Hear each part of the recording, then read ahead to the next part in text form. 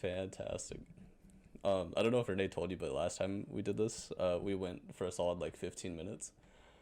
And I realized at the end of that 15 minutes that I wasn't recording, and let's just say it took me out. I was not happy. I was ready to cancel the whole day. I was gonna say, you know what?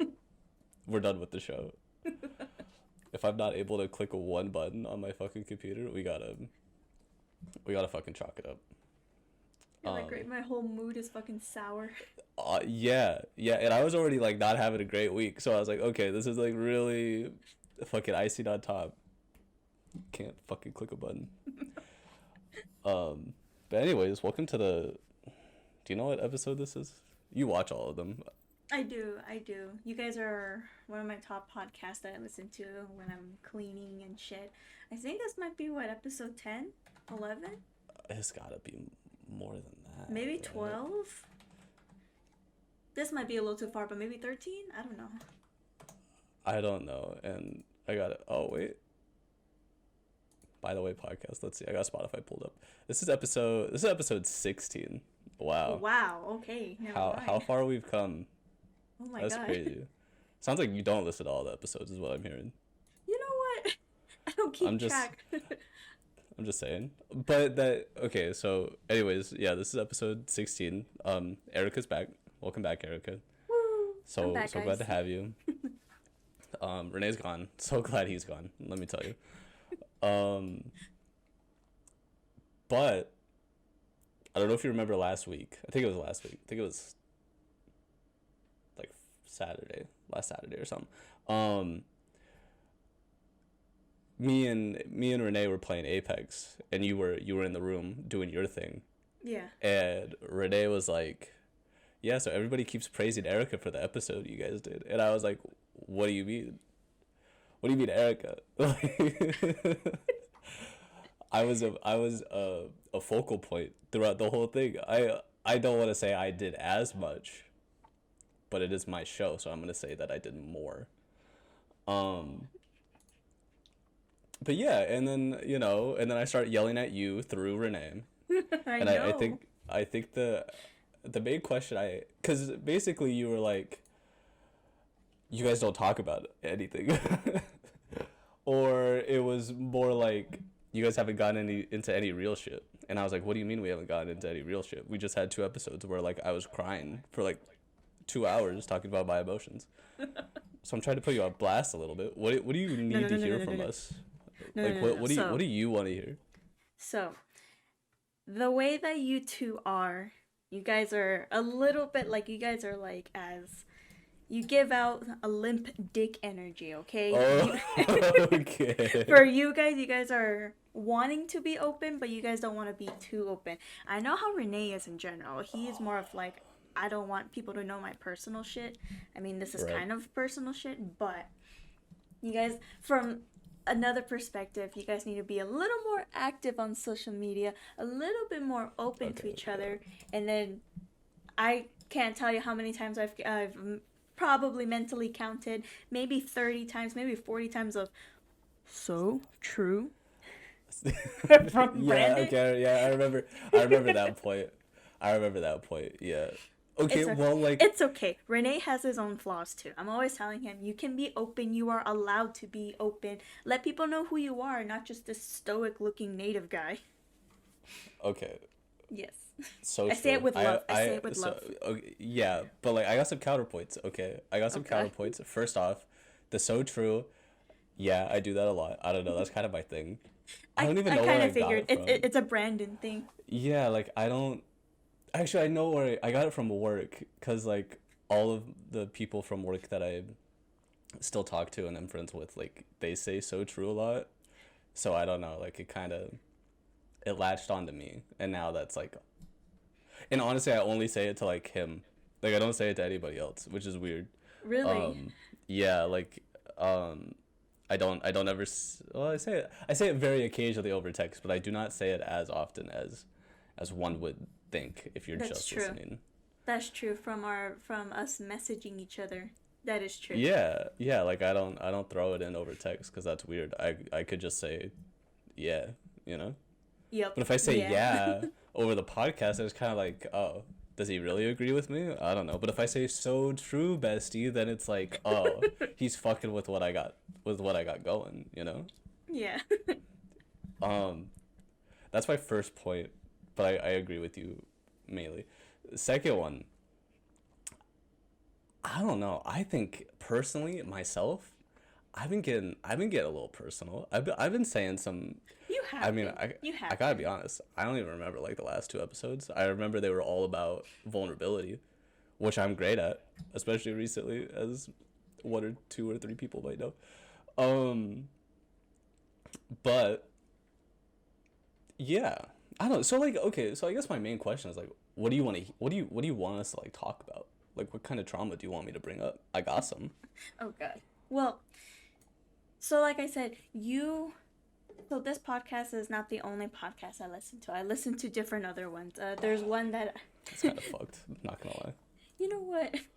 So as I was saying, it's because I hear, like, for you guys, I mean, I know Rene is one thing. Baby boy has his flaws, okay? Beefcake's got his flaws, so. But it's just that you guys can talk about other.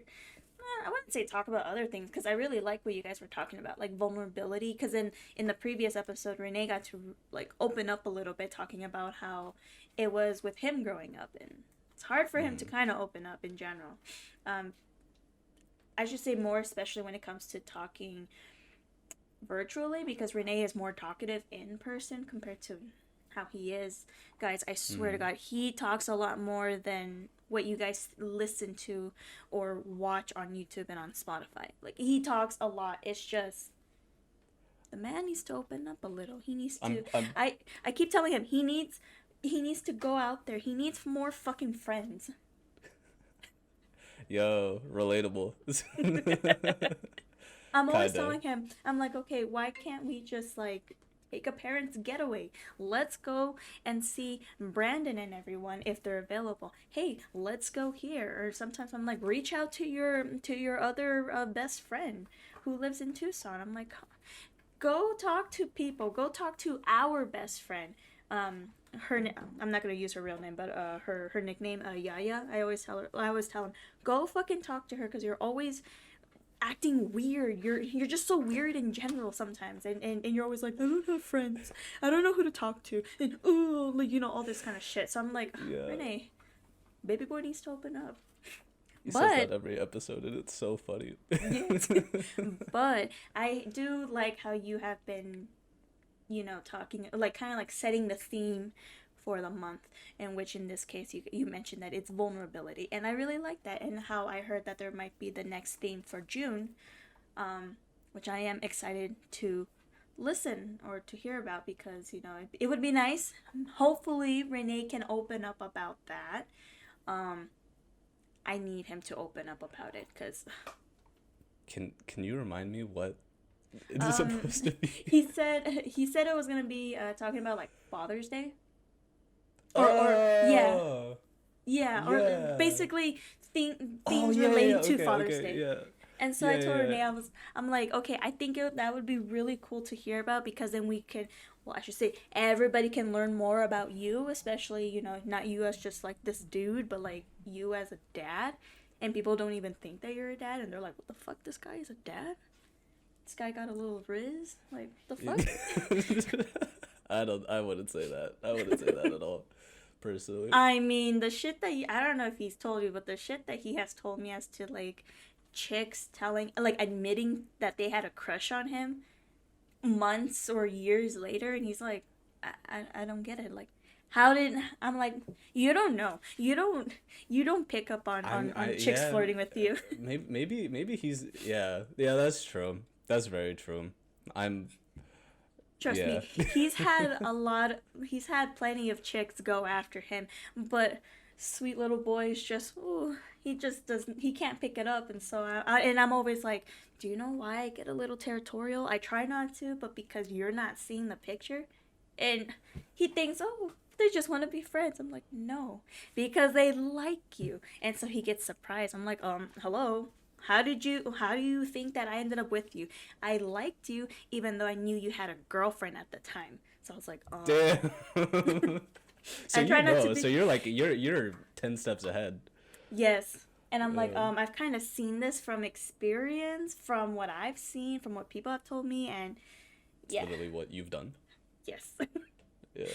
I try not to be the that one chick that wanted the breakup, but it kind of happened, and I was like, okay, I'm gonna swoop in. I'm gonna shoot my shot. I respect that. I would do the exact same thing, to be honest with you. I fuck with it. Yeah, but no, I'm just saying there is plenty of room for improvement. Yeah, for Rene though, is like what I'm hearing mainly. Mainly. I mean, okay. Yeah. I mean, I could take the criticism as long as it's not like directed at me, and instead it's like filtered through Rene first, and then it gets to me. You know what I mean? As long as I'm the last one to like hear about it, then.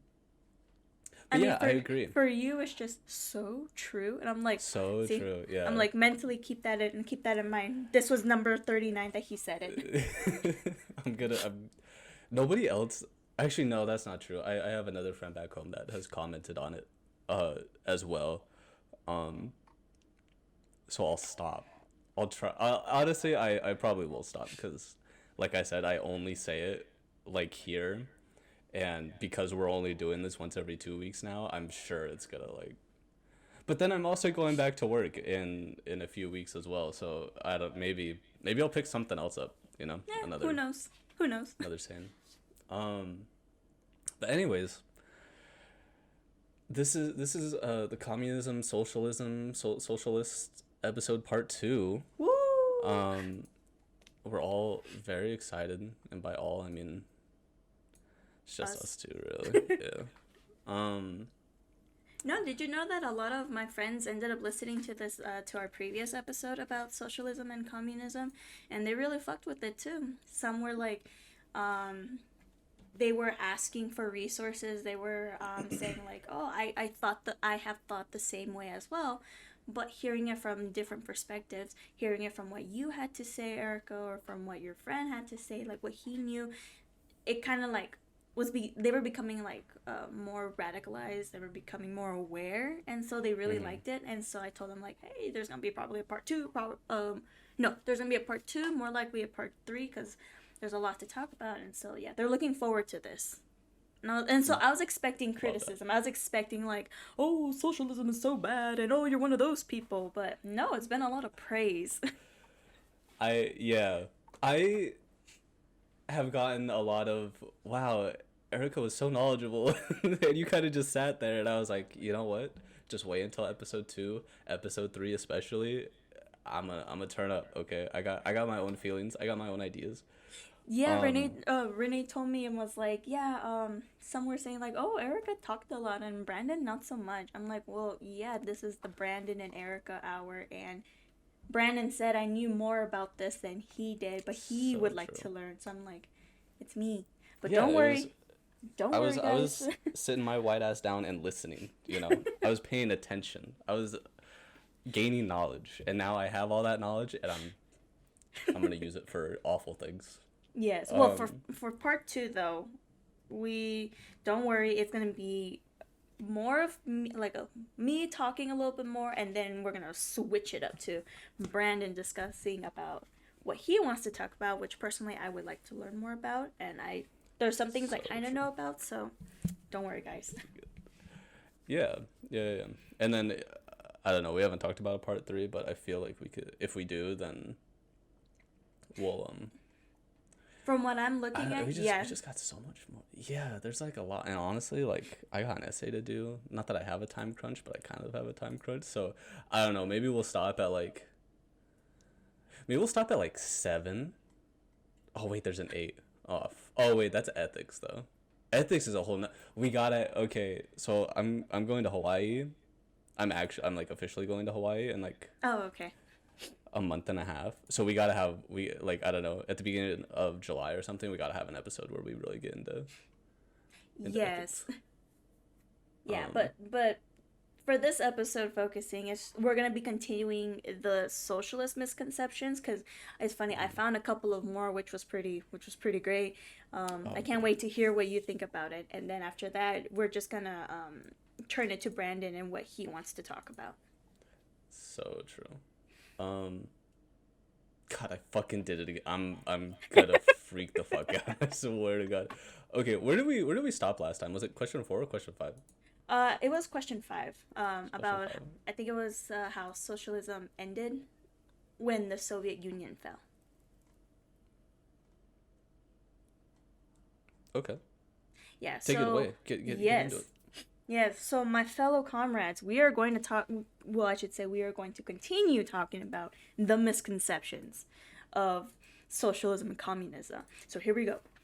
So here's the next one. Communists are forcing people to join their side. And so, Brandon, am I forcing you to join our side, to become a socialist or a communist? Tell the people. Nah, I was kind of there. Kind of Exactly. honestly, if anything's forcing, well, nothing's forcing me, but if anything's like really convincing me, it's this liberal education. You know what I mean? Like Yeah. you go to college for 10 minutes and immediately you're basically a socialist once you step foot onto a liberal arts college. Yeah, well, obviously we're not forcing. And so, if people are curious, you are more than welcome to learn more by asking and by researching. There are plenty of socialist, communist, and other left podcasts, channels, social media profiles that offer resources for free. Okay, even like books. That's how I was able to come across various readings, and it's oftentimes in a shared drive that can give you that nudge to start. But what I want to clarify for what I think personally is that this doesn't mean that we assume that you want to become a socialist or a communist. There are some people who sometimes, if they're not ignorant enough, they choose to research this area in order to see things in different point of views and make their argument more strong on, oh, communism is bad and this is why X, Y, Z, etc., etc. I think in general, from my historian perspective, we need to see things not from just one perspective, but in more than two perspectives to understand the situation, to really grasp on what is going on.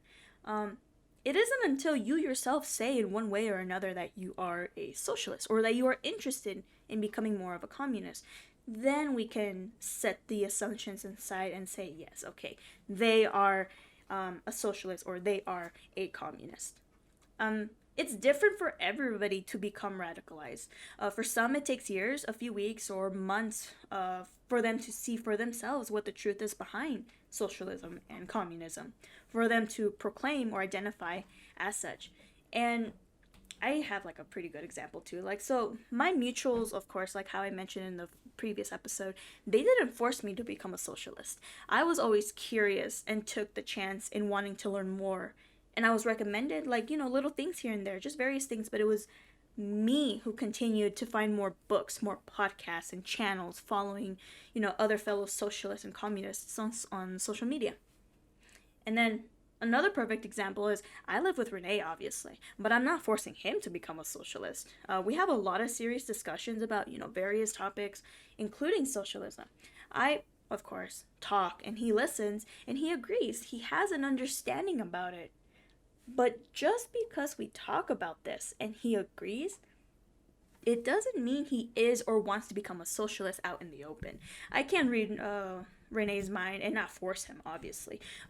We are similar in many ways, but this is a difference where I am more open with talking about this kind of topic and, any other topics, really.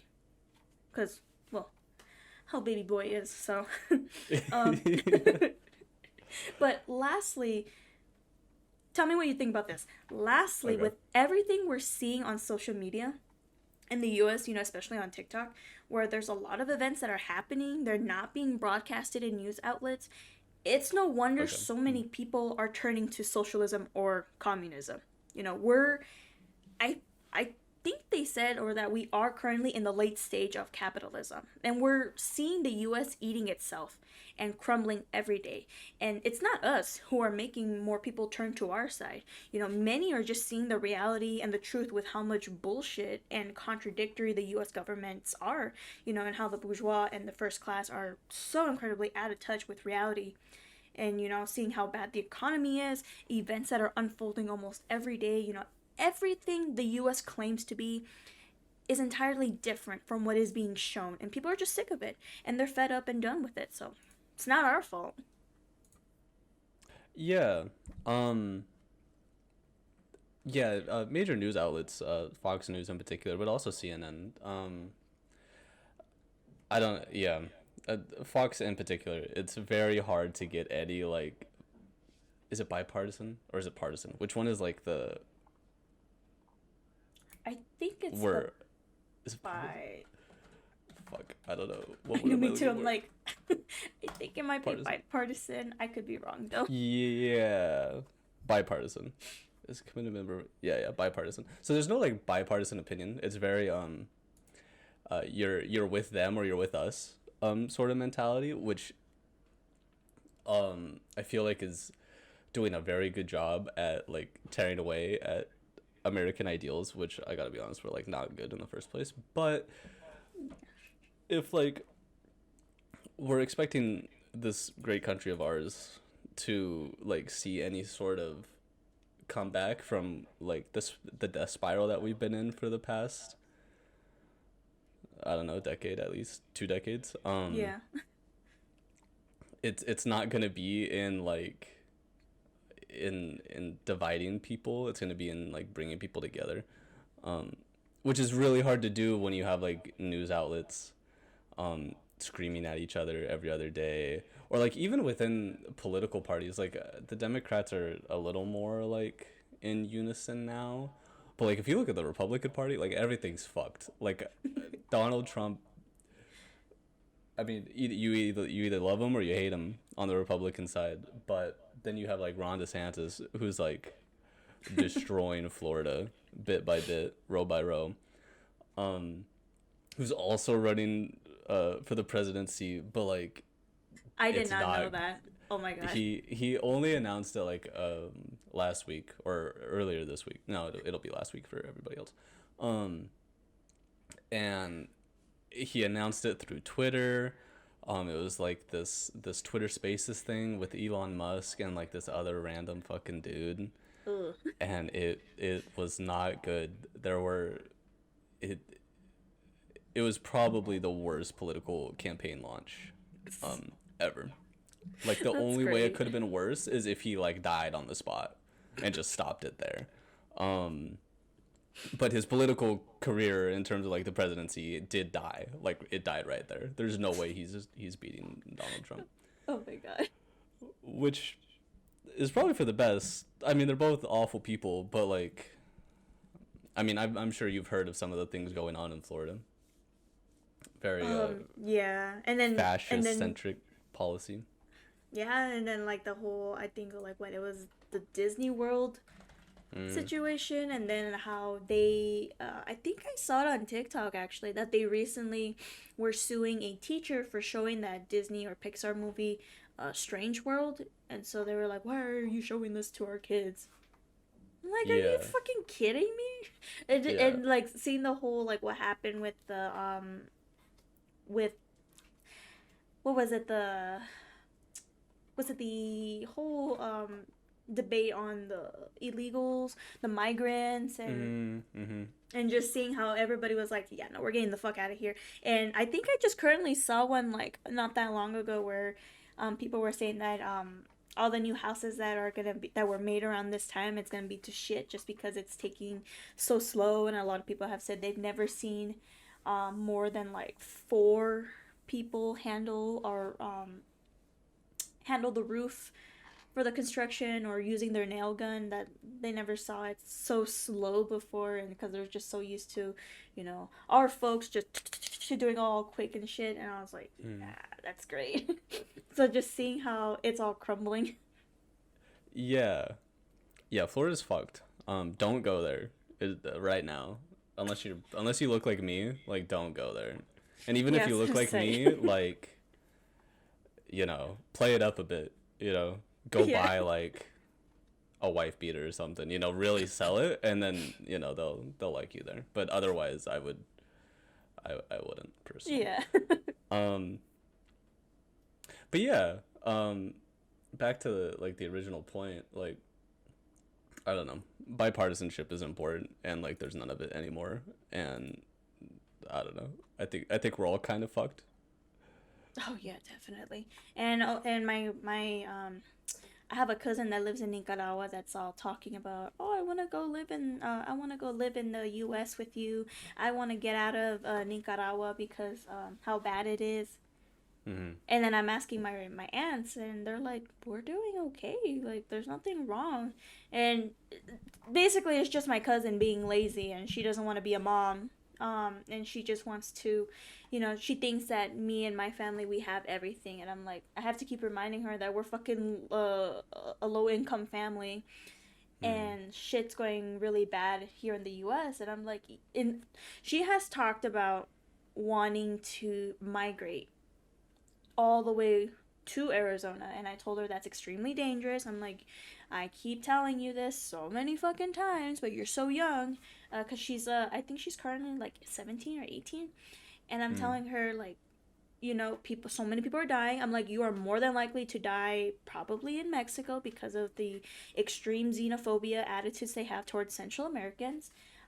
If not, you are more than likely to be separated from your son, and you're never going to see him again, because there's a lot of shady shit that's going on with the U.S. and how they lost, like, 36,000, 80,000 migrant children.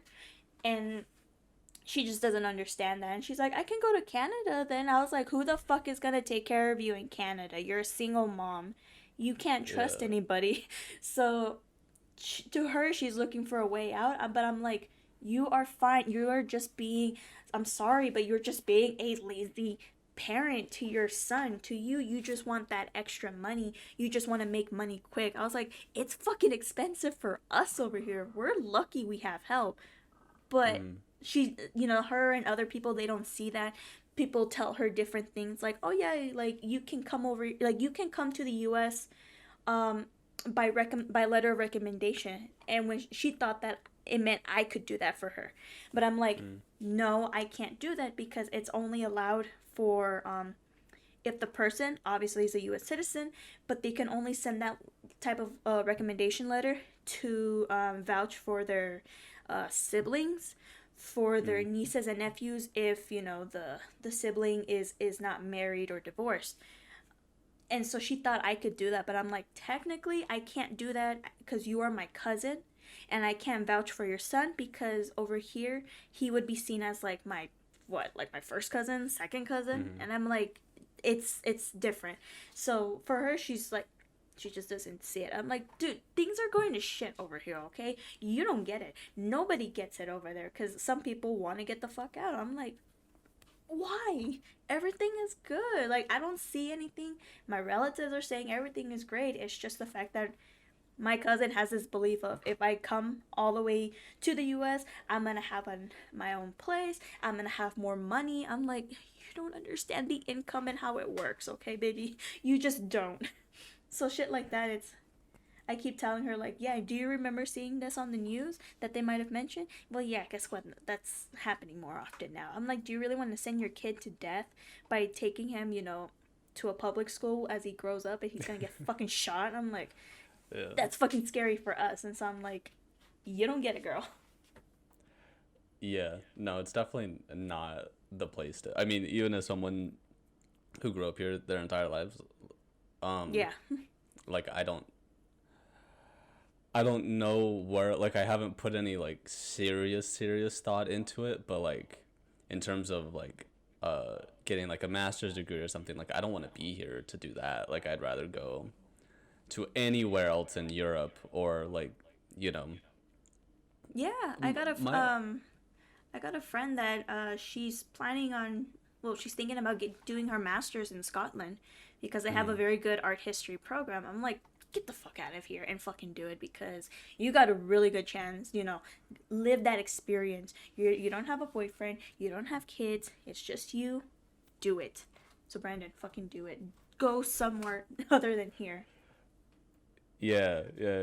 I have other things I need to figure out first, like my mental health. But once I get that all figured out, then yeah, no, it's definitely a serious thought that I'm having. And then even like living here, like as like a full grown adult with like a career and aspirations and stuff like that, like I don't know. I feel like I could get the same sort of like I could hit the same like life goals that I'm looking to achieve just in a place where it's like more achievable in like Europe, because like I'm all about prison reform, right? Well, in Europe, like they're working towards that, as opposed to like 90% of the US, where like, if you go to jail in fucking Alabama, you could literally be used as like slave labor. Yeah.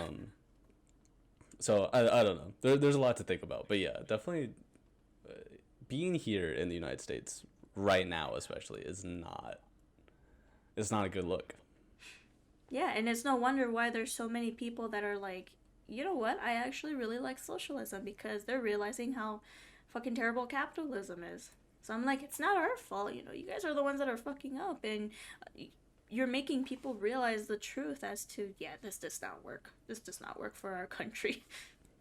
Yeah, definitely not like at the level that it is now. Like, I don't know. I feel like you can make capitalism work for longer if you have more like social safety nets, but I don't know, with the way that like Republicans are trying to cut a lot of those, or they say they don't want to cut it, but then they get a little bit of power and they're like, okay, let's fuck it up. It becomes a whole thing. Yeah. To say the least. So here's this one. There is one Marxist theory, and it is the belief for all. So obviously, maybe you might have heard some of this. I didn't know some of these existed, but we have Marxism, Leninism, Trotskyism, Marxism-Leninism together, Maoism, Libertarian Marxism, Western Marxism, apparently there's Marxism, feminism, and anarchism, and, a whole shit ton of more stuff, Each are too long to dive into. But all of these branches, they have their own theories and ideologies that are placing a great emphasis on certain aspects of the classical Marxism, while they reject or modify other aspects. And some of these have sought to combine, Marxian concepts and non-Marxian concepts, but it has led to a lot of contradictory conclusions. And I mean, we all gotta acknowledge and keep in mind that there's contradiction and hypocrisy within ourselves, even within like any other group naturally. So socialism is not excluded from this. One perfect example is, I don't know if you might have seen it a little bit on social media, especially when it comes to I think more on socialism, but we have I think it's called the settler Marxism versus the decolonial or decolonization theory. And like settler Marxism, of course, different definitions of this term, but from the name itself, as you can tell, it's settler colonial theories that agree or justify the exploitative relationship between settler society as a whole, capitalists and workers alike, all who gain material privileges from the dispossession of the indigenous population. And all while they do not fully understand the dialectical materialism and do not critique the Eurocentrism views and narratives, many settler socialists, they expect you to cater to the white working class only. I think some people have called them settler nationalists, socialists, patriotism. I mean, settlers in general. Because I think I forgot who it was that explained it, but the whole core to the settler colonial theory is the belief that even working class settlers, they benefit from the indigenous and the enslaved oppressions. And they have misled the narrative of dialectical materialism because to them, I mean, naturally, it's decolonial in nature. And for the whole decolonization theory, again, different definitions of this term, but it's an overall critical theory of, rejecting the Western European supremacy by colonial racial subjects. I got this. I feel like I would say that it's a quote, even though that the host of the Decolonized Buffalo podcast, Rick, he tweeted it, but I like to say he quoted. But he tweeted, "Decolonization isn't hating, non-natives, nor creating ethno-state, which indigenous people get accused of. No, it's just tearing down settler colonialism, abolishing capitalism, building a new system where we have solidarity with other oppressed communities and the working class." And so with classical Marxist tradition, of course, they have the whole. It's rooted in talking about anti-racism, anti-colonial struggles. That's the central importance for the revolutionary working class movement. But there's key texts in the Marxist tradition that also contain racist ideas about indigenous communities. I mean, sadly, Marxist literature isn't above the critique like any other, just because it upholds racist narratives.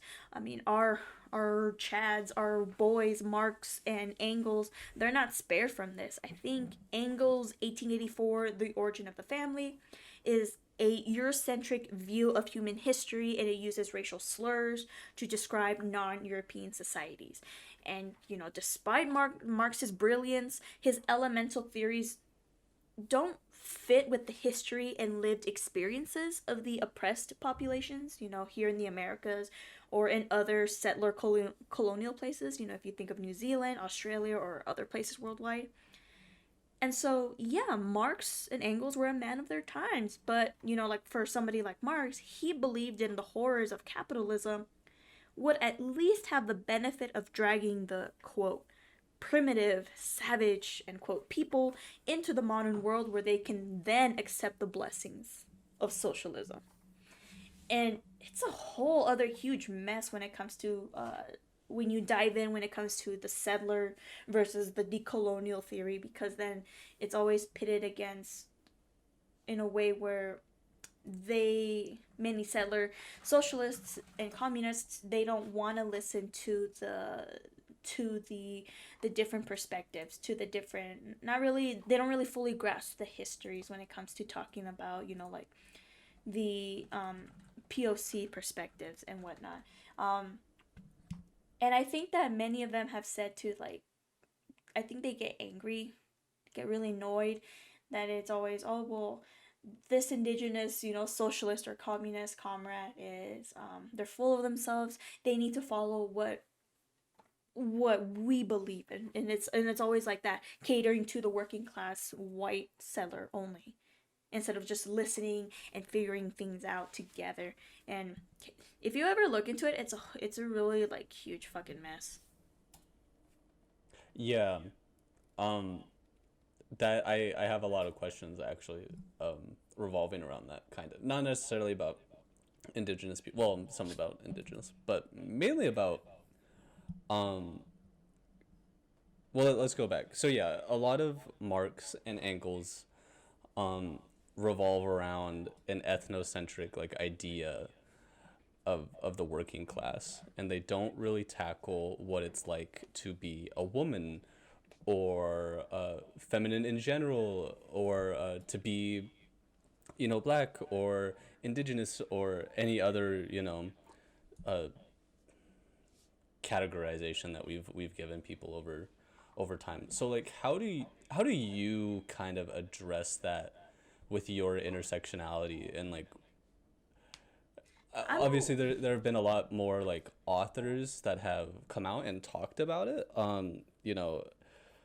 I'm forgetting, Angela Davis is a really good example. Yes.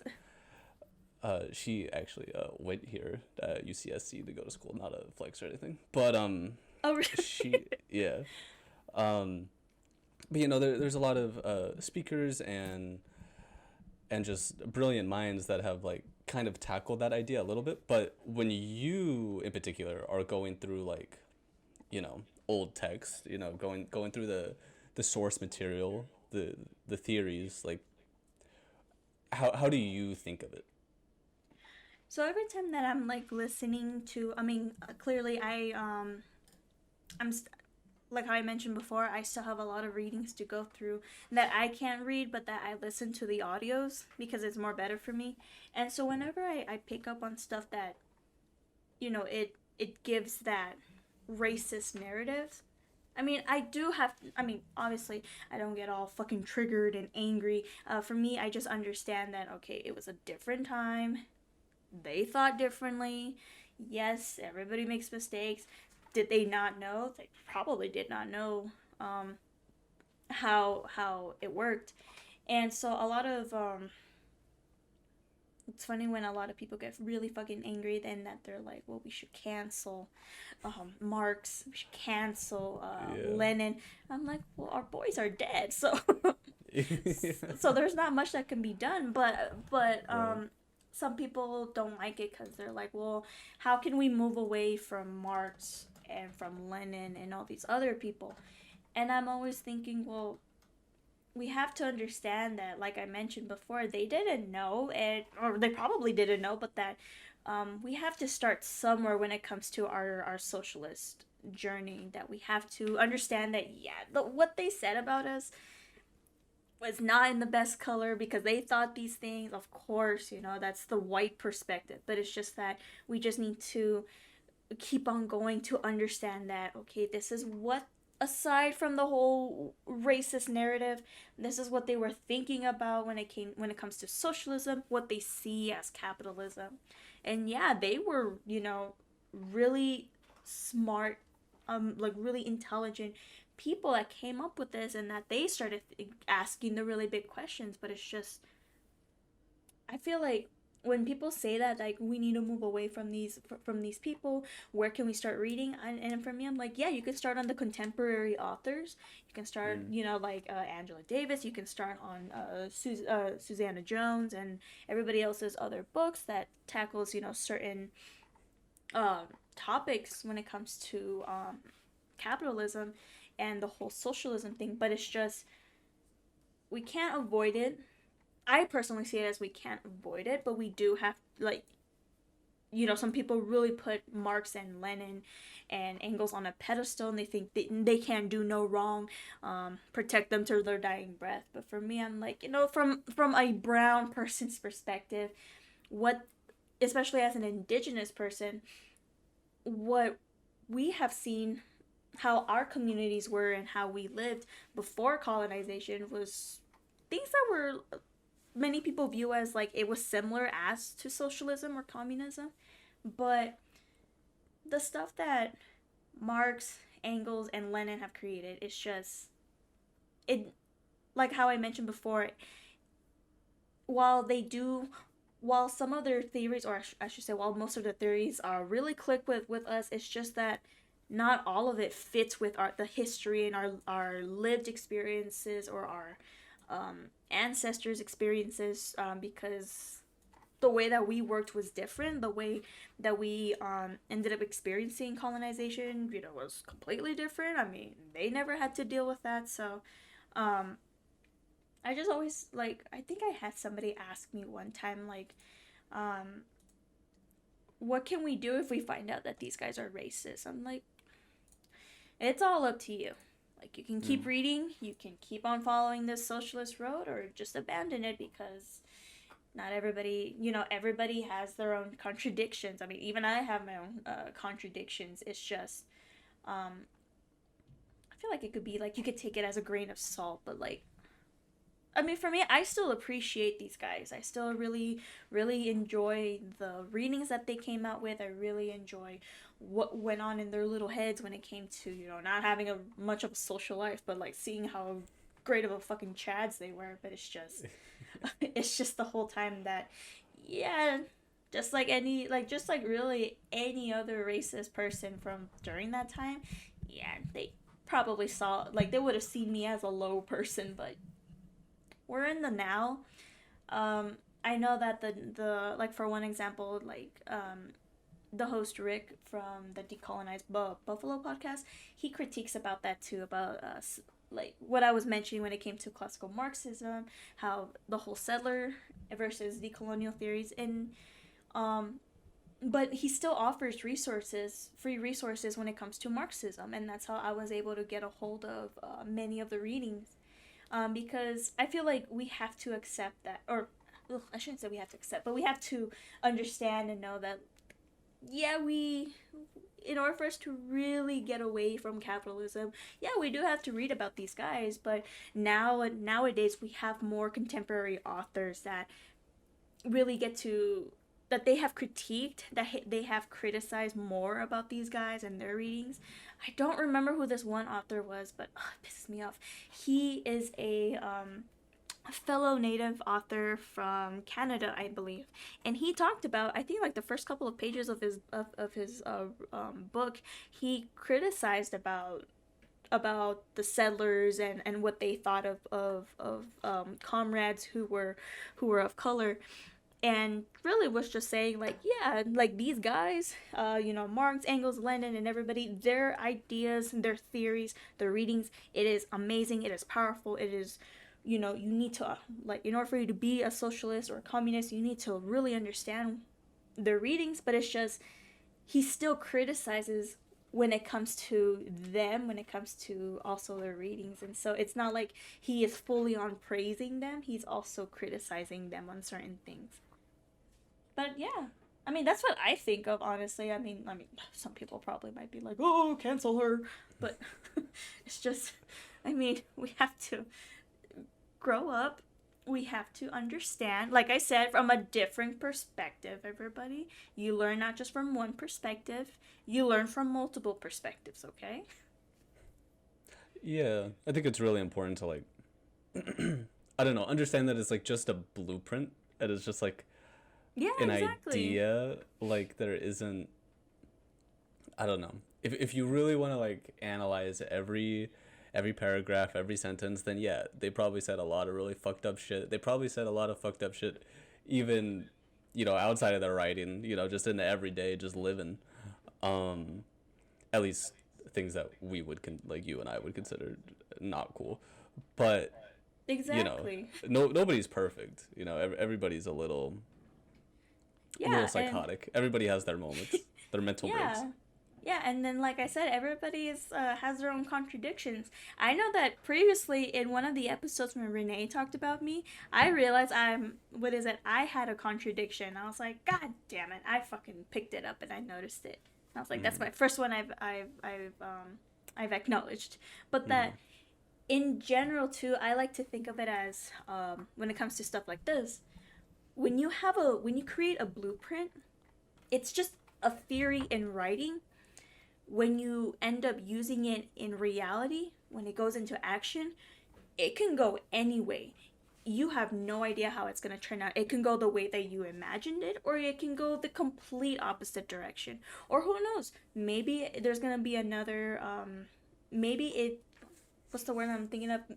Instead of going the way you imagined it, and it goes the opposite way, what if it's in between the middle? And that's what I always think of when it comes to stuff like this. Like, theory wise, I always find that yes, it works, it can work, but when you actually do it and you put it into reality, it could turn out completely different, because that's something that you can't control. You have no idea if it's gonna work or not, but you won't know unless you try it, and unless you can find solutions and figure it out.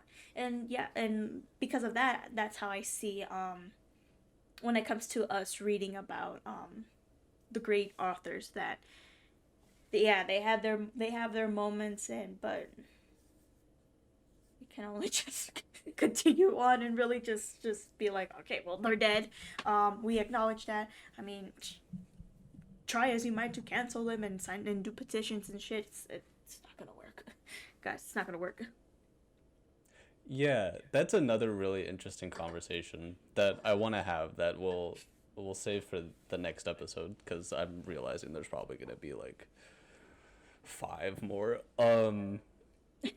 But yeah, just like the idea of like cancel culture and censorship on college campuses. I've been learning a lot about that recently. I've been reading this one book It's called Coddling of the American Mind. Uh, there's like a tagline under it. Yeah, The Coddling of the American Mind: How Good Intentions and Bad Ideas Are Setting Up a Generation for Failure. Written by Greg Lukianoff and Jonathan Haidt, Haidt. The book pisses me off a lot, but basically the gist of the book is like, we're failing American children with like cancel culture and like PC ideas, and it's a very interesting book, and I want to talk to you about it because I really want to get your opinion on it. But yeah, just like that. That whole idea of like, I don't know, what it was like 100, 200 years ago when they were writing, like, yeah, yeah, and they then said, it's like whatever. it's like I get it. There's a lot of like, oh, cancel this author, cancel this person, this actress, actor. It's like, yeah, they have done some really, really crazy, really nasty shit, but I feel like maybe that's also one of the reasons why we're failing too. We can't. I feel like too. It's like in a way, sort of a censorship. We are not.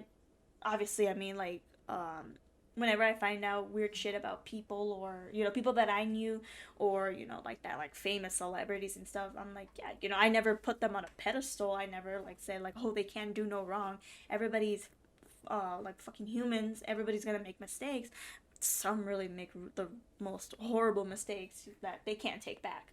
But it's not like, because of this whole cancel culture, it's not really allowing us to I feel like for me, it's not really allowing other people to understand, for them to be like, yeah, okay, I can see why people might have praised this person. I can see why this might have been the case. But hearing about this, like, it's kind of like you can have your own opinion about this. You can, like, honestly, that's what I always think. You are allowed to have your own opinions. I mean, setting aside from the politics and stuff, your own opinions about, this person, this celebrity. That's all you, because you have that right. But I feel like cancel culture is not really allowing everybody to have that word. It's like you have to, it's like they're restricting what you are freely allowed to think about, for you to, like, yeah, I get it, free speech shit, but I feel like they're just like making like, no, you have to not support this person at all. They're horrible, and I don't support their movies and shit. Like, an unpopular opinion, I personally really like many of Martin Scorsese's films, but a lot of people are like, oh, I don't like this film or that film. Like, it's so derogatory, it's so disgusting. I'm like, I personally like it. Or Quentin Tarantino's films, they're always like, oh, Yeah. he's so brutal when it comes to killing women. I'm like, it's just a movie, okay? I personally like this. As a film lover, I like this, but it doesn't mean I put these fucking directors on a pedestal and think, oh, they can't do no wrong, they're fucking amazing, and they're innocent, they have good intentions. No. I'm always like, yeah, I like this person, I like this movie, or I like this, this one actor, but that's it. It's not like I revere them as a deity. So if anybody wants to come after me on that, I mean, I'm open to fight physically or on social media. It's just I mean, like, closed doors, you can have your own opinions. And I'm not saying this as a conservative or as a Republican. It's like, no, you are a human. You can think what others probably might not think about. They probably might crucify you for that. But, I mean, come on, guys. This is why we're failing. That's interesting. That's okay. I think, yeah. I'll have Yeah, to. if you think about it. I'll have to send you the book. I think. I would like to read it. I'll have to send you the Sounds book, interesting. and we'll have to talk about it. It's very. I don't know. I think the ideas are like valid, some of them at least, but the way they go about like explaining it pisses me off. Yeah. But to the point of like, directors in the examples you were using could like sometimes be like bad people or actors. Do you agree with the idea that like, and we're getting really off topic in terms of Sorry, like, guys. Sorry, socialism. guys. But do you agree with the idea that like to be like a phenomenal actor or like you know, an amazing, well, like world-renowned director, you have to be like a little fucked up. Like you have to be a little insane to like get that kind of like storytelling, those kind of ideas out there? Or do you think it's more of just like an excuse that some people like some directors use to just like actually be fucking weird and make like objectively bad movies? I don't know. I mean, thinking about it now, maybe I can ag- maybe I can agree with it, or maybe like how I normally am, I'm always in a neutral stance, because I can see what some people do, what some directors do, that like they're trying to get the reaction out of people, Mm-hmm. and then I Yeah. know that too. Like I know that too. Like for some people, okay, I recently found out about this morning that the director for Jeepers Creepers, he, I did not know this. It's been a long time since I've seen Jeepers Creepers. I only saw it when I was a kid, and it freaked me out. But I heard that he had, I think, like a lot of like CP or child porn, Mm. and it was centered around a lot of boys, and so um, some people were commenting saying that they could kind like they would see that when it came to watching the movie Jeepers Creepers, because there were some things that he kind of like centered on when it came to, you know, like the high school guys um, that were in the movie. I think they might have been like urinating or something, like on like by the bus, or like I Mm. said, it's been a long time since I've seen that movie, but like stuff like that some people commented and were like, I like the movie, but seeing it now as to finding out what the author had, and then like understanding why he might have added these scenes to the movie would kind of make sense as to how fucked up that he was. It's just some people are like, I don't like the movie anymore, or I can still appreciate the movie, but I'm going forward, I'm just always gonna know, like, okay, this guy was really fucked up, and he liked boys, he liked underage boys. And I mean, guys, we could even have our own like a whole other conversation about movies and stuff like that, you know, with actors, So people yeah. that have been blacklisted, because I see a lot of that. I see a lot of like um, old movies, a lot of the golden age cinemas. I'm a really big fan of the Mexican golden age cinemas, and so I've seen a lot of like, obviously a lot of masculinity overpowering women, and the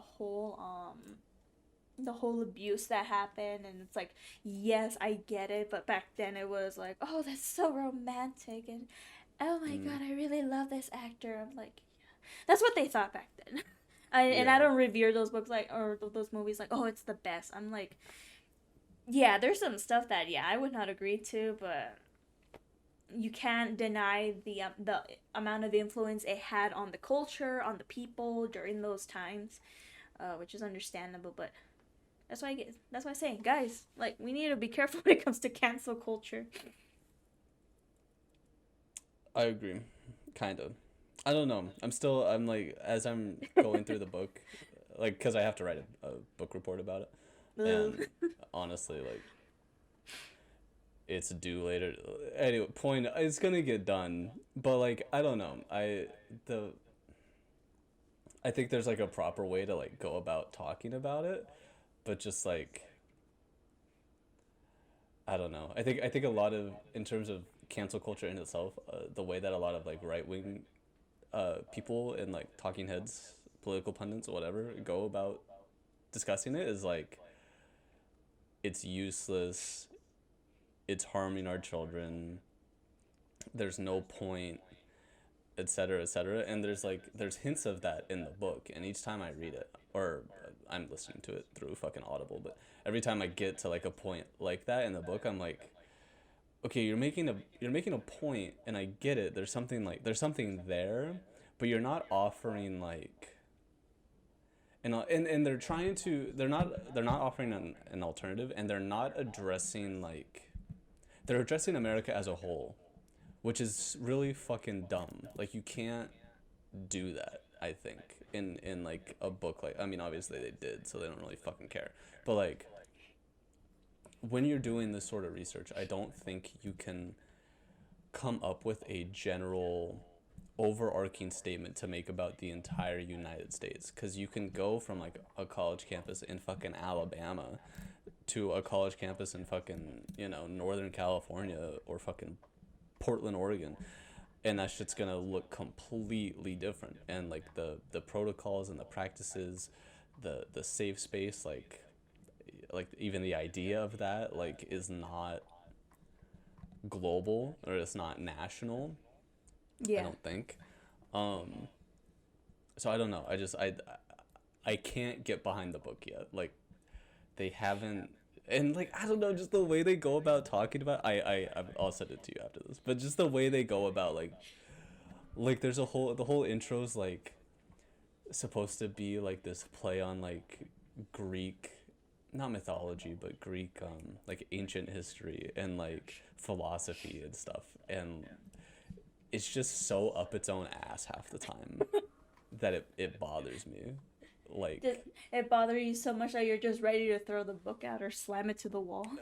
I mean, just, yeah, and not even because of the ideas, because the ideas are like whatever, we could have a conversation about that, but like the way you go about like elaborating on those ideas and like discussing them in such a, like, just such a stupid fucking way. I don't know, it bothers me. I'm playing it up a little bit, but like, yeah, it annoys me, to say the least. It's okay, I'll let you know if I get a fucking aneurysm in the middle of the night reading the book. Yeah, like, I don't know. It's just so, especially compared to the other book that I was reading, that I had started, when Rene and I were doing our vulnerability month thing. Oh, like, that book right. was so good and just so interesting, and like, I wanted to keep reading it, and I stopped because I had to read this other book, but like, I'm gonna finish it eventually. Yeah. But like, it's just so good, and then you get to this book made by these two guys. It's just, I don't know. I'm getting a little heated. I'm getting a little too into it, but yeah, just point is, I'm not loving the book. Yeah. Don't worry, guys. We're moving on to the next one. Okay, we're sorry. But listen to this one. Communists commit horrible acts against their own people. Word. I don't know about you, but every time I think of the military or government committing horrible acts, it's more than always the U.S. on their own people. You always hear friendly fires, operations that were classified are now declassified, that had to do with targeting people, their own people in their own cities or states. You always hear about the CIA, NSA, FBI, any other government agency that's been obviously known to target figures, from celebrities to even especially political figures. You take for example, like the Kennedys, Malcolm X, MLK, the many failed attempts on to assassinate Chad of Castro, and it's like, I don't know what it is. The U.S. just always wants to start a war, and they do so by creating bogus stories or operations in order to justify and point the finger at somebody else rather than at themselves. I don't know if you, I'll mention like two. I don't know if you ever heard of Operation Northwood. Maybe you might have seen it, that they mentioned it on social media. Have you heard of it? I've heard the name, for sure. Yeah, so if you don't know, or if the listeners don't know, Operation Northwood was a 1962 false flag operation, meaning committing with the intention of disguising who's really responsible by blaming it on the other party, aka the U.S. government and the Department of Defense. And they planned to commit violent acts of terrorism by targeting their own military and civilians, and they were going to blame Cuba for all of it. This was all going to justify a reason to go to war with Cuba after they fucking failed on their 1961 Bay of Pigs operation, which is hilarious. The next one was Vietnam. I told Rene I love Vietnam. I know. Well, I told Renee it was bothering me like crazy because I don't know who said it. I was trying to look at the one socialist YouTuber that I watch, Luna Oi, and I just knew, I just know somebody mentioned it that the U.S. military, I think it was either in the 50s or 60s, they were trying to find any reason to go to war early with Vietnam by staging an American death on the Viet Cong side. And, only to find out later that, I don't know if this ended up happening or not, but that we find out later that that American death and that person, they didn't even exist at all. The US was just fucking lying. And it was bugging me because I could not find who it was that said it, but I know somebody mentioned it.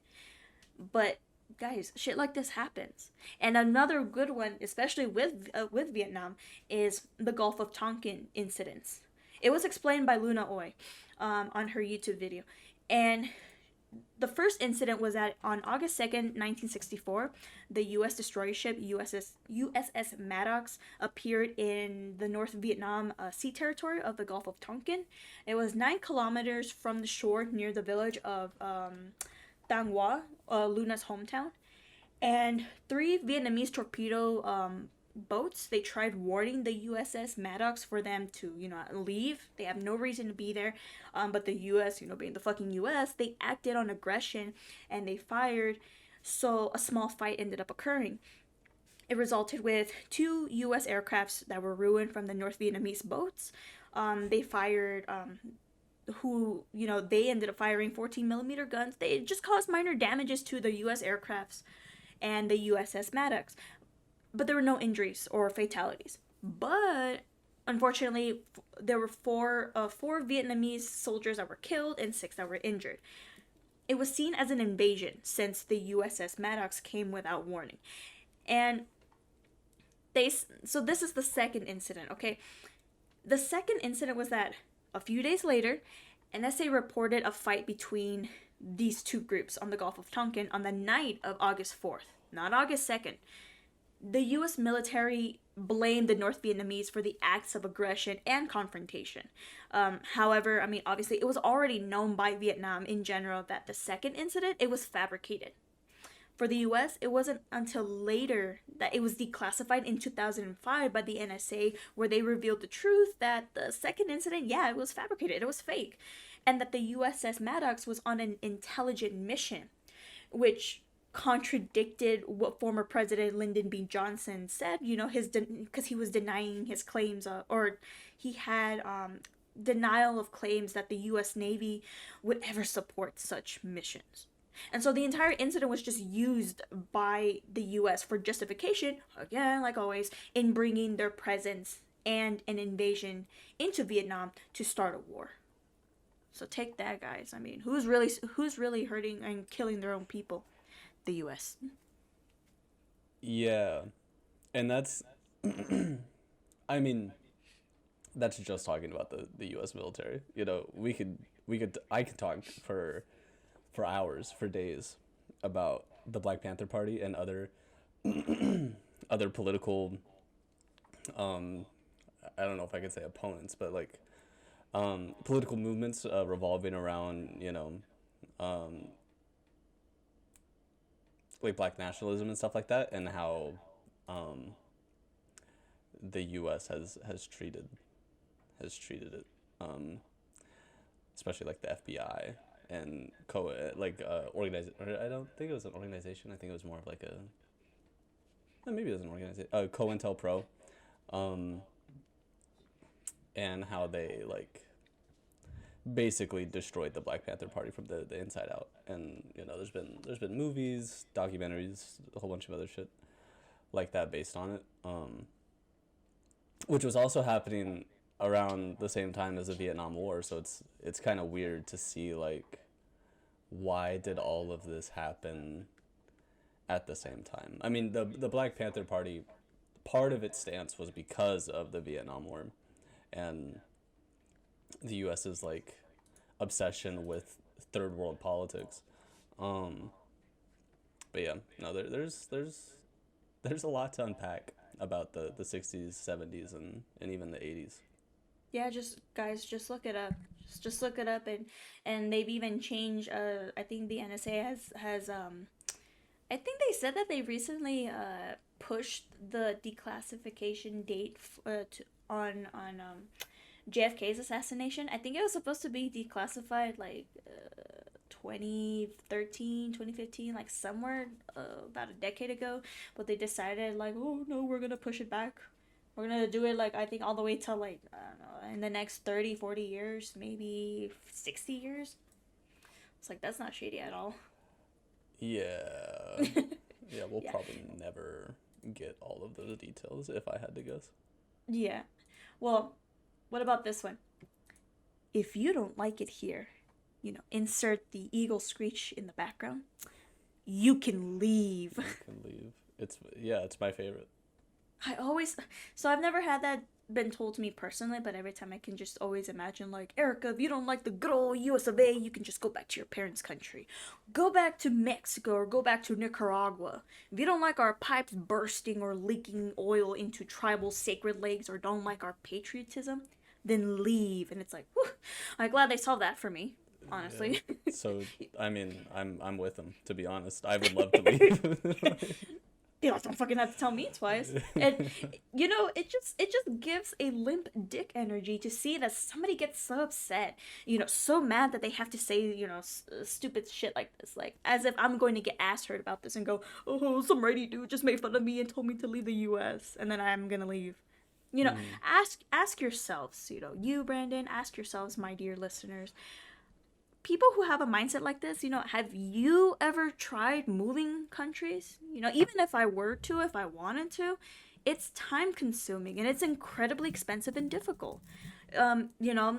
Most people, work full-time jobs. They don't have the financial means and time-wise to make it. It's difficult to do that and to make it work right off the bat. I know that you have seen it on social media where, it's mainly white upper class people that are moving abroad and they have the advantages. Many of them have said that they have dual citizenship or they're married to somebody who has citizenship to that abroad country, especially in Europe. And they even have enough wealth or income for them to say like, yeah, let's get out of here. And so, but the assumption that someone can just make this, this impulsive decision to just uproot their entire lives, and they leave their friends and loved ones, everything they know, and they end up living in another country abroad. I think it's just fucking immature. It's an immature argument to make, just because of their ideological differences with the leadership of the country they're in. Like, oh, if you don't agree with Trump, you can just get the fuck out. And it's, the most compelling thing for those who make comments like this is, you can just tell them, that's not very patriotic. If you see something wrong with your country or something that should or needs to be worked on, wouldn't it be more patriotic to say, hey, let's work together and improve things to make the country better, to make it the country we claim it to be? And we're not just, complaining just to complain. We're just seeing a lot of problems happening around us that are both indirectly and directly affecting us in the home. In the community, city, etc., etc. So, let's fix these problems. Why don't you, my fellow American, want to fix these problems if you love the US so much and claim to be patriotic? I'm a realist. I see things that can go in different directions. The results can go in different outcomes, whether it's positive or negative. Things that sound good on paper, or like I mentioned before, it sounds good on blueprint, but it's not going to work sometimes when it's applied to reality. Realistically, why would you want to leave your family? Airlines are really expensive. Learning a new language may be very difficult. You don't have the economic or time means, and you'd rather stay to help improve the current situation where you are. I know someone who was living here in the U.S. who, after she became involved with various organizations that were socialist and communist wise, and she put in the work in learning not just her native language of Spanish, but she ended up learning Portuguese. She moved mainly to Latin America And so she travels to various countries for coverage. I believe she's a journalist. So she travels to various countries for coverage, and she mainly lives in Brazil, where she's showing her firsthand experience in actually living somewhere that is making the changes, especially under Lula's presidency. And and I think it's really amazing. Like, she just one day was like, okay, I have enough. I am ready. I am just gonna go. And this person is thriving. I saw that she has family in Nicaragua, where my family is from. She has traveled to Guatemala. She has traveled to Brazil, and I believe she ended up doing coverages when it came to, I believe it was Bolivia or Peru or Chile. And it's like, this person had a reason, all right, but like, for you to like really take your whole family, I mean, it's like, what if I decided on an impulse to uproot, my family tree, where I take Rene and I move my son and we end up living like in Nicaragua? You know, that may be good for me because I have my paternal family over there. But it more than likely is not going to be good for both Rene and my son, because Rene grew up here in Tucson. He grew up on the reservation. He would more than likely get homesick, just like anybody would. And my kid is not familiar with the place either. And it wouldn't even be right for me to say, like, I'm gonna live in Nicaragua. I didn't even get to grow up in Nicaragua. It would put a strain on my family dynamic, and especially my relationship with Rene. And it's like, we all have a place we call home. I have a few places I like calling home. I mean, obviously Rene is one of them, but I have my physical places, like here in Tucson, on the reservation, in Nicaragua, and then in Sonora, Mexico. And even though I come from, these beautiful places, from the lakes and the volcanoes of Nicaragua, and I come from the saguaros and the desert of Sonora, Mexico, and Arizona, I just still call Arizona my home because I grew up mainly there. And despite us being a brown indigenous family, and we end up moving, let's say, to Central America, South America, I feel like we can still be viewed as colonizers and gentrifiers if we moved abroad, especially coming from the U.S. And that's things that people don't, that when they say stupid stuff like this, they don't really think about it. They don't really keep that in mind. Like, why would I want to do that, honestly? Yeah, that's a really interesting point. The if you were to move back to, well, if you were to move anywhere, you would be seen as a colonizer. I never really thought of that, or you could be. Not that you would be, but you could be. It's a really interesting Yeah, thought. and some people think like, oh yeah, like, you'll thrive if you live in Mexico or in Nicaragua. I'm like, yeah, I might thrive, but that's because I have my U.S. income money, which is seen as a greater value than the pesos and the cordobas that they use in these countries. Obviously, I'm going to be seen as the rich person, the person that is wealthy, and that, to me, that just does not feel right. And so it's like, why am I gonna do that? Why am I gonna do that to my own family?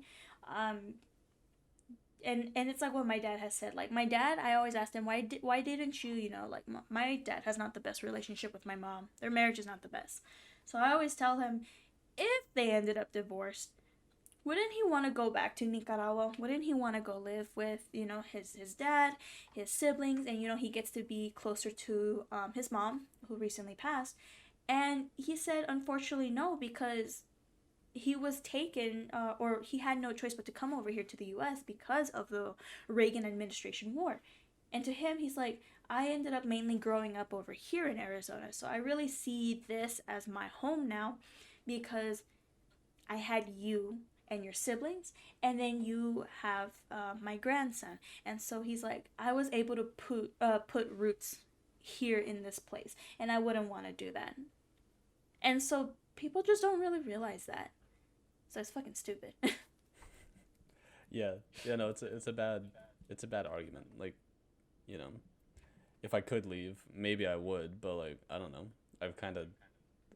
I've been here for the last 21, almost 22 years of my life. Like, Yeah. it's going to be very difficult, to say the very least, to get even close to the sort of like connections and like just life in general that I have here or somewhere else. Like, I could go to the exact spot in the world that let's say I really want to go to Paris for some reason, or Greece. That's a little more. That's kind of where I do want to go. Yeah. You could throw me right in the middle of Greece right now with like $200,000, a nice place, a livable place, and just say, hey, go nuts, and like, I would live, I would sustain myself. I fucking hope, anyways. But like, there's a lot of other things, just like general knowledge about the place, just a lot of things that we take for granted, I think, in terms of like what makes you, because I won't have any friends over there. My family's here, as you had pointed out, and just a lot of those factors. I wouldn't ever have in a place like Greece or anywhere in Europe or anywhere else in the world. With that being said, though, like, it would be pretty cool to like live in Greece, IMO. But yeah, like, even, and then you like get into like the whole career thing, because that's something I'm thinking about a lot, and will continue to think about for probably the next 5 years until I have something Yeah. pinpointed. But like, I mean, everybody has their own reason, like to, study abroad, to like that they want to be with their families abroad or career wise. But for you to be like, yeah, I don't really like how. I mean, yeah, the U.S. is going to shit, but it doesn't mean like, yeah, I'm gonna abandon ship, and go move, to Mexico or to Nicaragua or to like anywhere in Europe, and it's like it just doesn't feel right, honestly, for me, in my opinion. yeah, it would.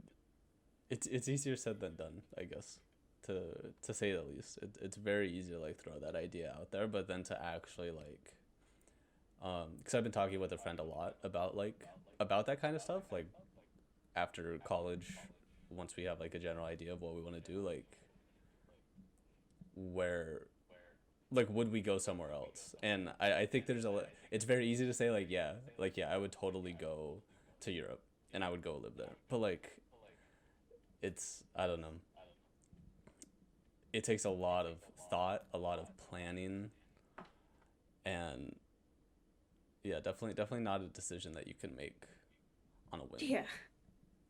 Don't worry, guys. Second to last Okay, misconception. okay. Go ahead. So,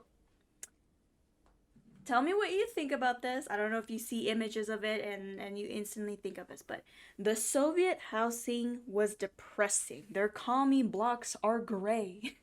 You know what's really depressing? Us not having stable housing and just being homeless. Yeah, not You being know, able to not having a yeah. house is pretty depressing too. Yeah, so in Soviet blocks, you don't have to drive at least 40 miles into the city with the gas you barely have in order to drive all the way past by like 5 or 6 big box stores until you find something decent you really want. Then again, I would say that it's different when you're living, take like me and Rene and then like our communities, for example, that we would travel from the reservation going to the city, and it's at least depending on which tribal community we're talking about, whether it's the Tohono Nation or the Paskoyaki reservation, they are both at least maybe 4 or 50 miles away from the city, so that's different. But it's like people are always imagining communism and socialism living as great. It's similar to like the yellow filter in the movies, that the movies add when it takes place outside the U.S., like Latin America and the Middle East. It's always like the yellow filter, and images that you see when it comes to like the commie blocks, you come across these places and it's always seen as gray, poverty, worn, torn, cold. You think of Russia or the former Soviet Union, really. And the reason why it looks that way is because the housing stock was destroyed by the several wars that took place in the region. If you take World War One and World War Two, for example, 40% of the Soviet housing stock was destroyed during World War Two. So imagine that 40% of the housing being destroyed in the U.S. And the U.S. already doesn't have enough housing for Americans, well, let alone have affordable housing. So for like 20 years or so, the Soviets had to rapidly create, prefabricated buildings to basically house people.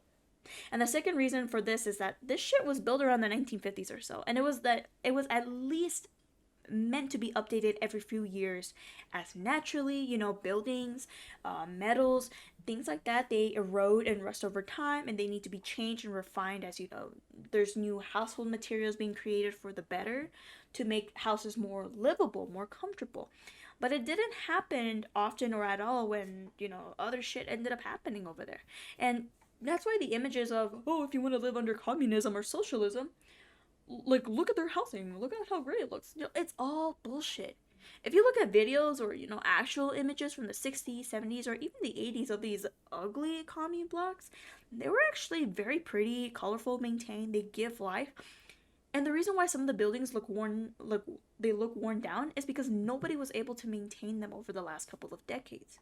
But I know nowadays in certain areas, you can see examples of how refurbished and great and even aesthetically pleasing it looks, both inside and out.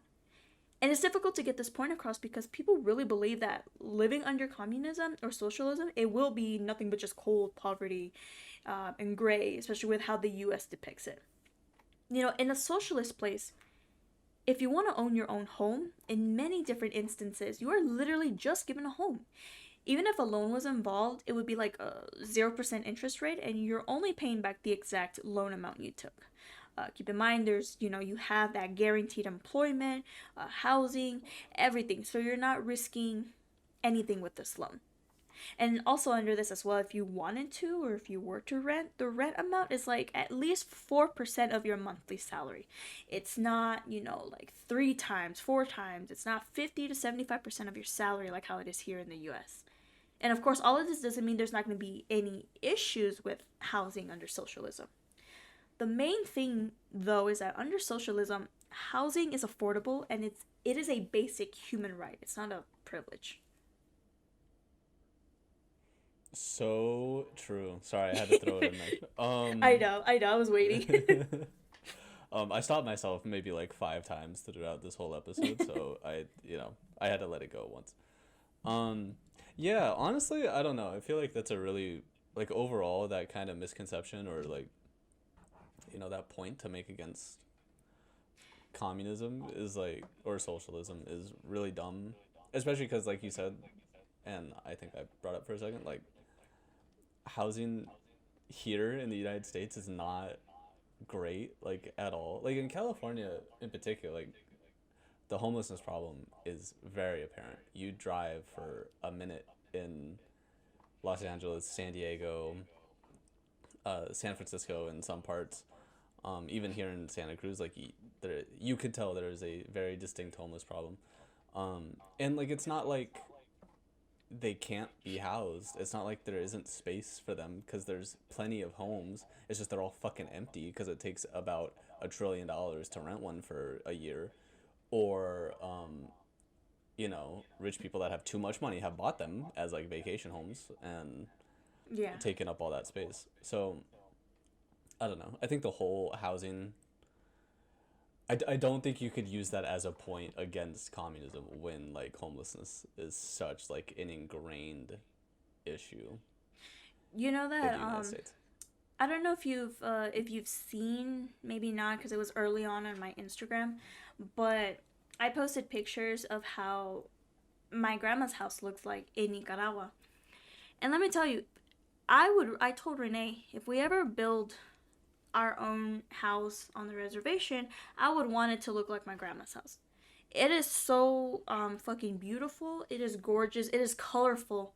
Okay, it's not gray, guys. It's colorful. It's like, I fell in love with it the moment I entered when I first went there. She has in the middle of the house, it's like a indoor garden, like a patio. It's like your own little yard. And my grandma was so worried about, me and my sister thinking that, oh, it's not a really good house. It's not like the houses here in the US. But I made it known to my grandma, like, no, we're not like that, And I told her, your house is so much better than the house that we live in here. Because, my parents moved out of the house now, luckily, because, they finally were able to, after being here many years in the US, they finally have their own home. But when we were renting, it was disgusting. There were so many roaches. The landlady, she without warning was like, okay, I'm retiring, and then some guy was like, I'm raising your guys' rent by like another like it's gonna be like 1,000, like 1,500 now. It's not, guys, it's not even worth it. It was fucking disgusting. Um, it was just terrible, and like like honestly, like I would tell people, I would rather be at my grandma's house because that's how fucking gorgeous it was over there. It was beautiful over there, and I mean, like I could even show you the pictures, but dude, it's fucking gorgeous. And I told Renee, I really want that kind of house. And my grandma's like, oh, like your house is not nice over there? Even my dad's like, no, the house we live in is shitty. It's so my grandma was like, you know, to her relief, she was like, oh, my grandchildren over there are not stuck up. And I'm like, of course now, we're humbled. And even we're like, you guys have a really beautiful house. And that's my grandma's house. And now that she's no longer here, you know, I'm always on my grandpa's ass, making sure that he maintains the garden. Because at first, you know, his grief was, I'm going to take away everything. I'm going to throw away her food, or not her food, her fruits, her plants, you know, because she's no longer here. But I was like, she's going to come back and haunt your ass and be like, why'd you do that? You know? Yeah. And so, like, when I go back there next time, we were kind of thinking, my dad, maybe me if I wanted to, but like we might buy the house if my grandpa ever decides to sell it or whatever happens after he passes, because we want our families to still be there. We want whoever it is, if it's going to be my aunt or my cousins living there, like we want that to still be our grandma's house because that's her place. And I swear, it's like the buildings over there in Nicaragua, it's so beautiful that me and my sister, we were like, yeah, there's some spiders that chill right here. There's a lizard that pops up, you know, every now and then. You hear the mango trees hitting the metal roofs. But honestly, it was like, I was really bummed out when we found out that, you know, like when we came back here, and I was like, really? I'm back here. I see roaches now. And I'm like, there were no roaches over there. I'd rather deal with the spiders. And I think these were the, what's it called? Wolf spiders, that they only ate like the really bad bugs. And I was like, okay, we gotta, all right, I like their presence better than roaches. So guys, if you look up the houses, honestly, it's like it's more better than the ones here in the US. It fucking sucks. Word. Brandon, are you ready for this last one? Yes, I am. Watch. So for the US. Socialists and commies are here to take away my guns. I am personally. I'm over it. You know, every time I always hear this, where it's always like my guns, and it's like I'm referring to the U.S. Americans.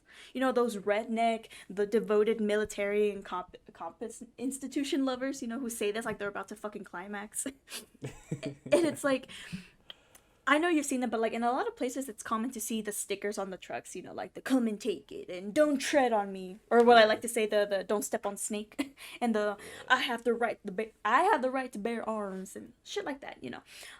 Let me give you this 3 quotes. I don't know if you've heard of them. This is the first one. Under no pretext should arms be surrendered. The whole working class, you know, must be armed at once, whether with rifles, cannons, ammunition, whatever. Any attempts to disarm the workers must be frustrated by force necessary. And this was said by lovely Karl Marx over here. I want to say, please do not confuse this quote with Reagan. I did not fucking know this, but he quoted this apparently as well, but it was misattributed, and it's so fucking ironic since he was an opponent of the Soviet Union and communism entirely. So guys, when you're gonna quote, you're quoting from Karl Marx, okay? Not fucking Ronald Reagan over here. The second one is, it is only by the power of the gun that the working class and the laboring masses can defeat the armed bourgeois and landlords. He's also, this is also the person who has said that political power grows out of the barrel of the gun. And this was all said by good old Mao Zedong. This guy, you know, he had his moments, but, you know, I really like this one quote because, seeing how we're kind of dealing with it now. And lastly, it is most urgent and essential that there be a universal arming of the people. And that was said by good old Lenin. And these are my favorite quotes, and I really like them. And I was like, it kind of speaks for itself. Come on. They're all saying, we're here to put the guns in the hands of the working class. You know, practically every socialist country that existed has its own popular militia. They have education on how to use the arms for the population and access to the use of these arms. I don't know about this, but tell me this. Maybe you might know it, Brandon. But in the U.S., Okay. politicians before, I mean, I'm pretty sure it might have been Republicans, maybe the Democrats, more likely Republicans, but they passed gun regulation laws in California because of black folks arming themselves. And especially towards the Black Panther Party, which I didn't know, but I was like, it kind of makes sense if they were trying to do that to them. Yeah. It was a bipartisan issue, believe it or not. Both Democrats and Republicans in California were very into the idea of disarming black people. I forget exactly how they did it. Like, I don't remember the laws specifically, but yeah, like the gist of it was, um, people of color, primarily African Americans, but and any people of color in California were arming themselves because of the very apparent police brutality and on it just police presence in black neighborhoods, in neighborhoods of color. Um, and obviously, the Black Panther Party was pretty fed up with it. So they had started arming themselves, arming the community, and I don't know if this is a separate anecdote. It might have something directly to do with it. I'm remembering it from a report that somebody else did in my class, so they might have even got the information wrong. But basically, there was an event that occurred. Basically, there was a march on the Capitol in California, and it was by the Black Panther Party, and there wasn't any violence, but basically there was some miscommunication. The Black Panther Party, or the people that were there at the rally, had gone into like a room during like some state congress thing that they were not supposed to go into, and basically like the police were like, okay, this is our chance. They fucked up a little bit. We're going to arrest all of them. So basically that happened, and I think that was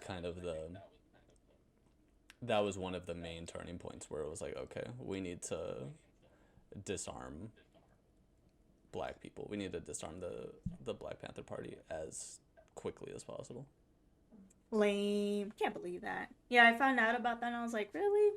It's not surprising though. So, yeah, but, and then, my fellow Americans, communists are not there to take away your guns. They're there to put the guns in the hands of the working class and, to hopefully disarm fascists and other extreme groups. Obviously, people like this, they can't tell the fucking difference between liberals and communists. I'm sorry, liberals, but liberals are the ones who want to take away your guns. Completely. They're all about that. Without going in depth, it's a good thing to keep in mind when Americans, Republicans, socialists, or sorry, not Republicans, conservatives, when they talk about liberals, it's not us. Socialists, communists, don't like liberals as well. We can show those, those conservatives and Republicans to clarify the differences. I know that they would get their expose about socialism or communism mainly from news, like Fox News, whatever. So while we, as socialist communists, we understand what it means and what is socialism, and we can use the terms like, socialist, liberal, and we are able to identify that these two are completely different. To a conservative, a lot of times they just think, liberals are socialists and the specialists are the extreme liberals and I don't know, things like that. So it's important to show them that we socialists, we see the liberals as our enemy too, since they don't want what we want. And what they want is what we think is bad, and we share that opinion with you, my dear Republicans and my dear conservatives and my dear right-winged people. We have issues with them as well. But no, we're not here to take away your guns. We just think it's for our own protection. And yes, for us to basically to disarm, like I said, the fascist and extreme groups. And that is all my misconceptions, my dear listeners, because we all need to realize that shit like this is not true.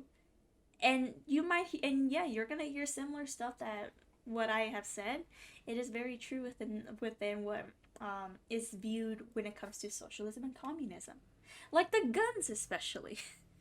So so take this as an understanding, my dear listeners.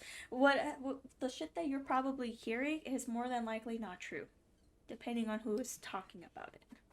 But yes, I hope this clarifies what some people might have been thinking when it comes to socialism or communism. It's a really great road. It's just, of course, who else is gonna spread lies? People that are all for capitalism, the capitalists, the bourgeois, the first class, and of course, more notoriously, the U.S.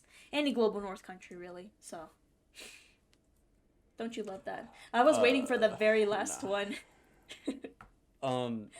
Okay, before we end, I have one question, because I see the issue of gun ownership differently than you do, I think. But yeah, we'll I end know with... that. I was gonna say, I know that, like, of course, with like people buying guns like nothing, no background checks, mental checks or anything like that, and school shootings, really at any public place. I mean, that is really fucking dangerous. That is really fucking scary. That makes me very paranoid, especially when I'm going to stores, especially with my kid. But just that has its own issues, and that I really, like it freaks me out. I don't like it, especially as a parent now. But in general, when it comes to talking about, yes, socialists and communists, they're not there to take away the Republican or conservatives' guns or their rights. The whole, what's that group, the NRA?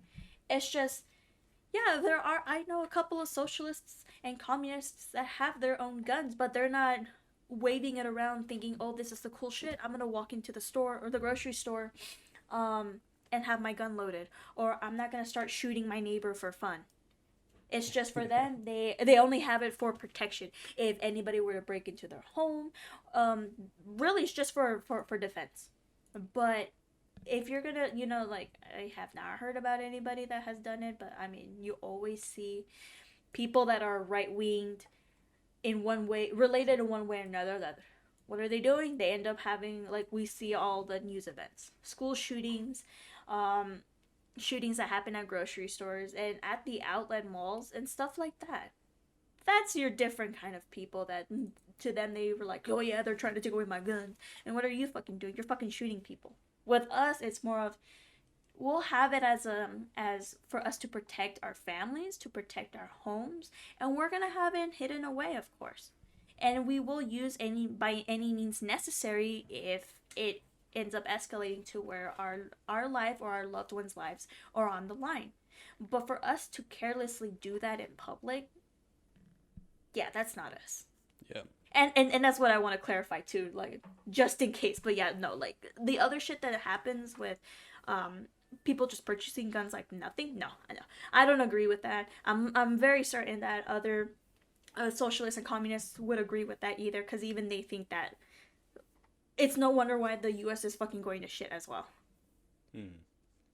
Yeah, definitely a contributing factor in the decay of the American society. No, there's definitely a bigger conversation to have about that, but that's a good point. That's a good counterpoint to make. But yeah. I think that's all the time we have. It's been almost 2 hours. I was just gonna say it's we went almost 2 longer hours than the last time. Shit's kind of crazy. We still have, in terms of what we have here on this doc for just communism / socialism, we have like at least like what, 2 more questions, 3 more questions. Yeah, and they're fucking long ones. So yeah, this is definitely episode 2. This is not the last episode of our expose on communism. So we'll be back. I can't tell you when. I'm not sure. Probably. Neither do I. Yeah, eventually, soon. Maybe a little sooner than. Well. Yeah, I don't know. I can't make any assumptions. You will be back though. We will have this conversation again, and it will be sooner rather than later. But fucking Erica will return, guys. All right. Yeah, for sure. No doubt. After No doubt. after this episode gets published, if anybody wants to, like I said, physically fight me or virtually, fight me, I am ready. Are you? I am ready it for. sounds like you're looking for a fight. I'm always, honestly, I told Rene, I'm not a fighter. I can fight. It's just I always have to prepare myself for the shit that I say. That I'm like, okay, I don't know what's gonna happen, but I gotta be prepared. Or I gotta be prepared for people that are gonna come criticize me, and it's never happened. It's never happened so far. But yeah, it's never happened on the Pretendian podcast episode that me and Rene were on back in December. Did not happen in any of the different podcasts that I was in. Not even in this one. So we'll see about after this episode. Yeah, maybe and this Brandon, is the one that really sets people off. Brandon, my dear boy, please don't forget to fucking what is it? Advertise this on Instagram. I do half of that job. Rene does the clip making. Okay, you gotta talk about him. You gotta talk to him about the clips. I know. I tell Rene too. I'm like, you guys need to fucking get on your ass and do this shit. Do what podcasts are supposed to do on social media. It's summer, okay? It's summer. I'm almost done with school. I need a bit of a vacay, okay? Which we may or may not talk about on the next episode. But yeah, for sure. Thank you guys for listening. We appreciate it. Thank you for getting through this whole hour and 45 minutes. And we apologize. We apologize for how long it was. We didn't mean to. Do not. No, that was all very useful information that you guys should use in your day to day, and just bring up just for fun. But yeah, we will see you guys later.